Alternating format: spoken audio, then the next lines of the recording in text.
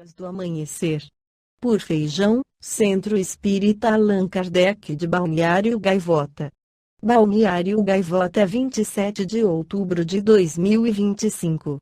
Trump assina restabelecimento da pena de morte em Washington, D.C., parte 3.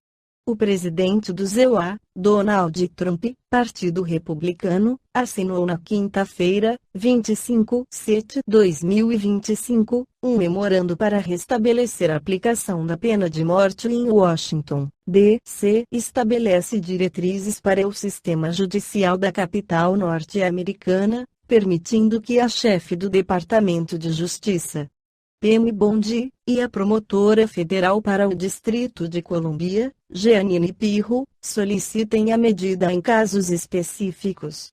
De acordo com a CNN, Trump falou sobre a medida a repórteres no Salão Oval da Casa Branca. Se uma pessoa mata alguém, ou se mata um policial, uma autoridade, pena de morte. E, tomara, ela não fará isso, disse. Segundo o boletim da Casa Branca, o memorando presidencial afirma que as autoridades judiciais do Distrito de Colômbia poderão buscar integralmente as leis federais de pena capital para deter e punir os crimes mais hediondos na capital da nação. O documento determina que a pena máxima poderá ser solicitada em certos processos na capital dos EUA, embora não especifique quais tipos de crimes serão elegíveis para tal punição. Washington, D.C. aboliu a pena de morte em 1981.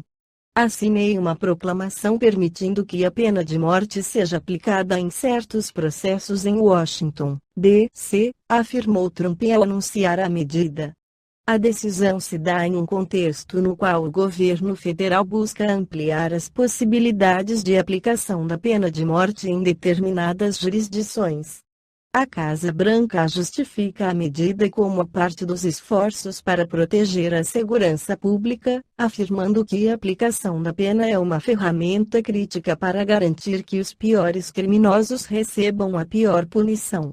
Em agosto, Trump mobilizou a Guarda Nacional e utilizou a seção 740 da Lei de Autonomia para, segundo ele, restaurar a lei e a ordem no Distrito de Colômbia, além de assinar uma ordem executiva para eliminar a fiança sem dinheiro em Washington, D.C. No livro Evangelho por Emmanuel, o Comentários ao Evangelho segundo João, o Espírito e Emmanuel comenta sobre o tema, o dos fundadores das grandes instituições religiosas, que ainda hoje influenciam ativamente a comunidade humana, partiram da terra com a segurança do trabalhador ao fim do dia. Moisés, ancião, expira na eminência do Nebo, contemplando a Canaã prometida. Siddhartha, o iluminado construtor do budismo, depois de abençoada peregrinação entre os homens, abandona o corpo físico, num horto florido de Kusinagara. Confúcio, o sábio que plasmou todo um sistema de princípios morais para a vida chinesa, encontra a morte no leito pacífico, sob a vigilância de um neto afetuoso.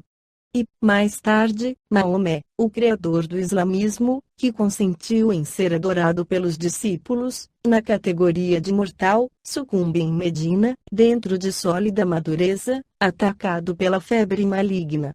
Com Jesus, entretanto, a despedida é diferente. O divino fundador do cristianismo, que define a religião universal do amor e da sabedoria, em plena vitalidade juvenil, é detido pela perseguição gratuita e trancafiado no cárcere. Ninguém lhe examina os antecedentes, nem lhe promove recursos à defensiva. Negado pelos melhores amigos, encontra-se sozinho, entre juízes astuciosos, qual ovelha esquecida em meio de chacais. Aliam-se o egoísmo e a crueldade para sentenciá-lo ao sacrifício supremo. Herodes, patrono da ordem pública, chamado a pronunciar-se em seu caso, determina se lhe dê o tratamento cabível aos histriões. Pilatos, responsável pela justiça, abstém-se de conferir-lhe o direito natural. E, entregue à multidão amotinada na cegueira de espírito, é preferido a Barrabás, o malfeitor, para sofrer a condenação insólita. De certo, para induzir-nos à compaixão, aceitou Jesus padecer em silêncio os erros da justiça terrestre, alinhando-se, na cruz, entre os injuriados e as vítimas sem razão, de todos os tempos da humanidade. Cristãos de todas as interpretações do Evangelho e de todos os quadrantes do mundo, atentos à exemplificação do eterno benfeitor, apartai o criminoso do crime, como aprendestes a separar o enfermo da enfermidade. Educai o irmão transviado, quanto curais o companheiro doente. Desterrai, em definitivo, a espada e o cutelo, o garrote e a forca, a guilhotina e o fuzil, a cadeira elétrica e a câmara de gás dos quadros de vossa penologia, e oremos, todos juntos, suplicando a Deus nos inspire paciência e misericórdia, uns para com os outros, porque, ainda hoje, em todos os nossos julgamentos, será possível ouvir, no ádito da consciência, o aviso celestial do nosso Divino Mestre, condenado à morte sem culpa. Quem estiver sem pecado, atire a primeira pedra. Jó 8, 7.